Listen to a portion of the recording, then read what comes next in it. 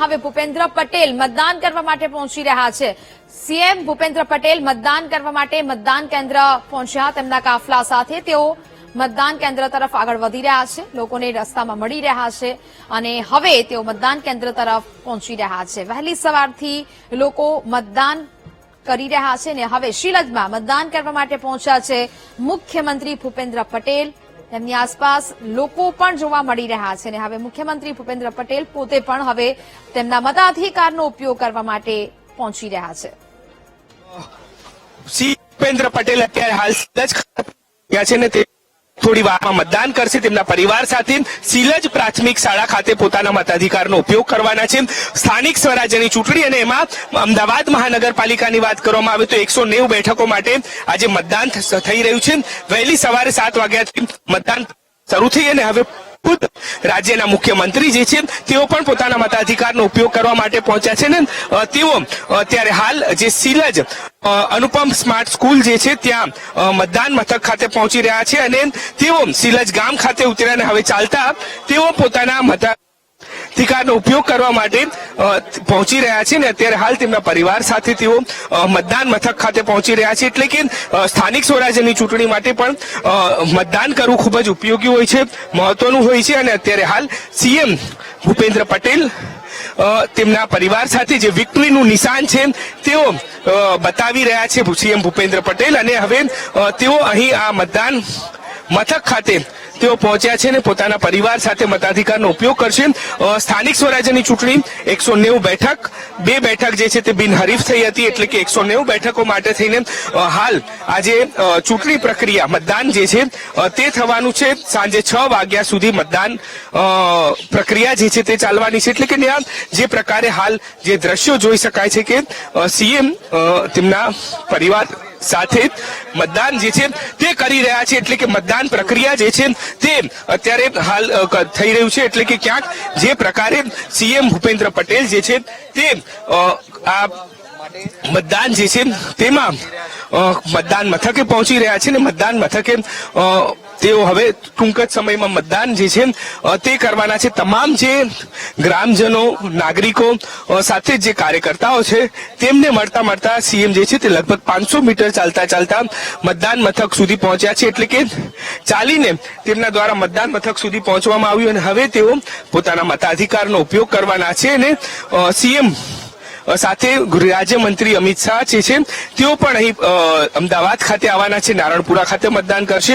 પરંતુ તે પહેલા જે સીએમ છે તેઓ મતદાન મથકે પહોંચી ચૂક્યા છે અને મતદાન મથક ખાતે તેમના દ્વારા જે મતદાન પ્રક્રિયા છે તેની અંદર ભાગ લેવામાં આવ્યો અને અત્યારે હાલ સીએમ પોતાના મતાધિકારનો ઉપયોગ કરી રહ્યા છે। જે દ્રશ્યો જોઈ શકાય છે શિલજ પ્રાથમિક શાળાનું જે મતદાન મથક છે કે જ્યાં સીએમ ભૂપેન્દ્ર પટેલ તેમની સાથે તેમના પરિવારજનો મતદાન મથક ખાતે મતાધિકારનો ઉપયોગ કરી રહ્યા છે। લોકશાહીનો પર્વ આજે અને આ લોકશાહીની અંદર મતાધિકારનો ઉપયોગ કરવો ખૂબ જ મહત્વનો હોય છે અને એ મહત્વને લીધે હાલ તો સીએમ જે છે તે અહીં પહોંચ્યા છે અને શિલજ પ્રાથમિક શાળા ખાતે તેમના દ્વારા મતાધિકારનો ઉપયોગ કરવામાં આવી રહ્યો છે અને એટલે કે સ્થાનિક સ્વરાજ્યની ચૂંટણી માટે જે પ્રકારે આજે મતદાન થઈ રહ્યું છે અમદાવાદ મહાનગરપાલિકા સાથે જ વાત કરવામાં આવે તો રાજ્યની અંદર જે નગરપાલિકા, તાલુકા અને જિલ્લા પંચાયત છે તેના માટે પણ આજે મતદાન થઈ રહ્યું છે। એટલે કે ગુજરાતમાં આજે મતદાન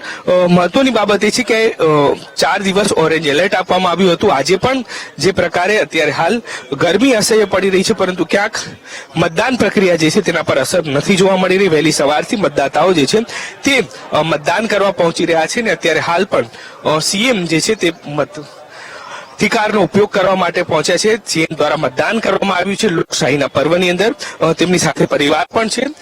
વાત કરવામાં આવે અમદાવાદ શહેરની તો અમદાવાદ શહેરની અંદર 190 જેટલી બેઠકો જે છે તેના માટે મતદાન થઈ રહ્યું છે।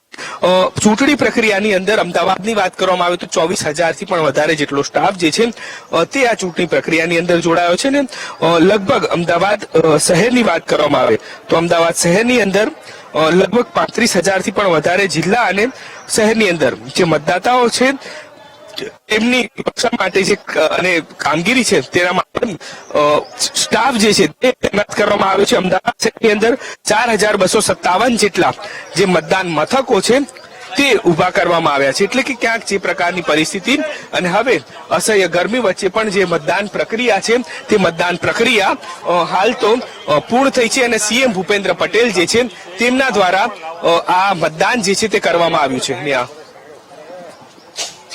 દ્રશ્યો સામે આવી રહ્યા છે. મુખ્યમંત્રી ભૂપેન્દ્ર પટેલ શીલજમાં અનુપમ સ્માર્ટ સ્કૂલમાં મુખ્યમંત્રી દ્વારા પોતાના મતાધિકારનો ઉપયોગ કરવામાં આવ્યો છે. પરિવાર સાથે મતદાન મથક પર તેઓ પહોંચ્યા છે અને તેમના દ્વારા મતદાન કરવામાં આવ્યું છે. સીએમ ભૂપેન્દ્ર પટેલે પણ મતદાન કર્યું છે.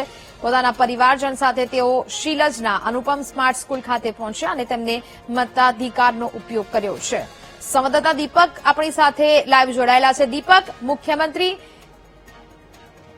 ત્યાં પહોંચ્યા છે તો સંપર્ક આપણે સાધીએ તે પહેલા જે દ્રશ્યો તમે ટીવી સ્ક્રીન પર જોઈ રહ્યા છો, મુખ્યમંત્રી ભૂપેન્દ્ર પટેલ શીલજમાં અનુપમ સ્માર્ટ સ્કૂલ ખાતે પહોંચ્યા અને તેમને પોતાના મતાધિકારનો ઉપયોગ કર્યો. તેમના પરિવારજનો સાથે તેઓ અહીંયા પહોંચ્યા છે અને તેમના મતાધિકારનો ઉપયોગ છે તે કરવામાં આવી રહ્યો છે.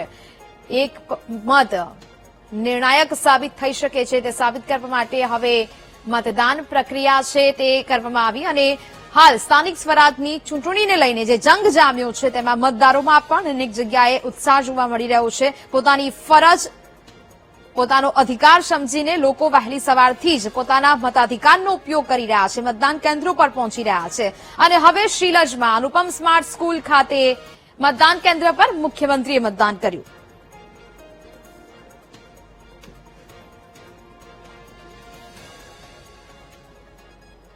તો સ્થાનિક સ્વરાજની ચૂંટણીનો જંગ જામ્યો છે અને હવે મતદાન મથકો પર લોકો પહોંચી રહ્યા છે. 10 વાગ્યા સુધીના આંકડા પર નજર કરવામાં આવે તો અમદાવાદમાં 6.82% જેટલું મતદાન છે તે નોંધાયું છે. 10 વાગ્યા સુધીમાં આટલું મતદાન અમદાવાદમાં નોંધાયું. તો વડોદરાની વાત કરવામાં આવે તો વડોદરામાં 9.67% જેટલું મતદાન વડોદરા ખાતે નોંધાયું છે. સાથે સુરતની વાત કરીએ, સુરતમાં 4.46%, એટલે કે ઓછું મતદાન સુરતમાં અત્યાર સુધી જોવા મળી રહ્યું છે. 10 વાગ્યા સુધીમાં આટલું મતદાન. રાજકોટમાં 10.8% જેટલું મતદાન નોંધાયું હોવાનું સામે આવી રહ્યું છે. આંકડાઓ એક બાદ એક સામે આવી રહ્યા છે. અમદાવાદમાં 6.82% જેટલું મતદાન નોંધાયું છે. એટલે કે હજી પણ ધીરે ધીરે કરીને મતદાતાઓ મતદાન કેન્દ્ર સુધી પહોંચે તેવી અપીલ છે તે કરવામાં આવી રહી છે. વડોદરામાં 9.67% જેટલું મતદાન અત્યાર સુધી થયું હોવાનું સામે આવી રહ્યું છે. એટલે તમારો એક મત ખૂબ જ નિર્ણાયક સાબિત થઈ શકે છે. એટલે વીટીવી ન્યૂઝ દ્વારા પણ અપીલ કરવામાં આવી રહી છે કે તમારા મતાધિકારનો ઉપયોગ કરો અને મત આપવા માટે પહોંચો.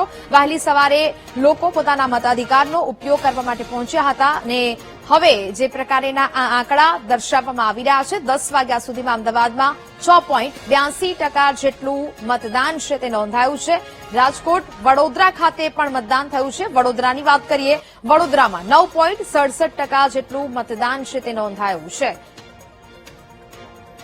સુરતમાં 4.46% જેટલું મતદાન નોંધાયું છે. 10 વાગ્યા સુધીના આ મતદાનના આંકડા છે તે સામે આવી રહ્યા છે. હજી ક્યાંક મતદાતાઓમાં નિરાશા જોવા મળી રહી છે, પરંતુ તમારો એક મત નિર્ણાયક સાબિત થઈ શકે છે તેવી વિચારીને તમારા મતાધિકારનો ઉપયોગ કરવો એ ખૂબ જરૂરી છે. અમદાવાદમાં 6.82% જેટલું મતદાન અત્યાર સુધી એટલે કે 10 વાગ્યા સુધીમાં નોંધાયું છે. તેના આંકડા સામે આવી રહ્યા છે. વડોદરાની વાત, વડોદરામાં 9.67% જેટલું મતદાન નોંધાયું છે. હજી ધીરે ધીરે મતદાતાઓ મતદાન કેન્દ્ર સુધી પહોંચી રહ્યા છે. નેતાઓ દ્વારા, ઉમેદવારો દ્વારા પણ અપીલ કરવામાં આવી રહી છે કે લોકો વધુમાં વધુ પોતાના મતાધિકારનો ઉપયોગ કરે.